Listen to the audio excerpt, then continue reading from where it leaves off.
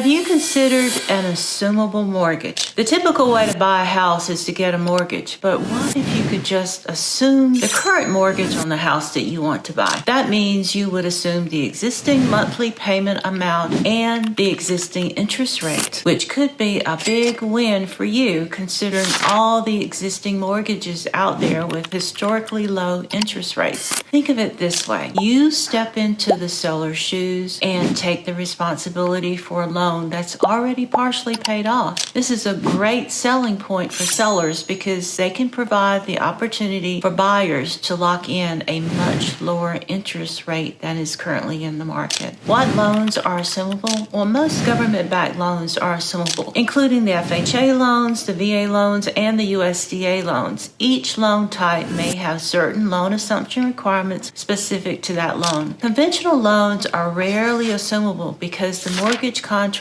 usually contains a due on sale clause, which means the lender can demand the entire remaining balance when the property is sold. So that means as soon as the buyer assumed the loan, the lender could demand payment in full for the loan. So how does the mortgage assumption process work? The best and safest way is when the lender agrees to let the buyer take over responsibility for the existing mortgage. The lender will require the buyer to go through the underwriting process before the lender will approve the loan assumption. Okay, but what about equity? Well, the assumption allows the buyer to become responsible for the remaining balance of the loan, but this doesn't account for the equity in the property belonging to the seller. In our market today, home values have increased, which means homeowners are carrying a great deal of equity. The buyer will need to make up the difference, typically by bringing cash to the closing table. For example, the seller has a loan balance of $400,000 on a home she purchased for $500,000. In order to cover this equity, the buyer will need to bring $100,000 to the closing table to cover the seller's equity amount.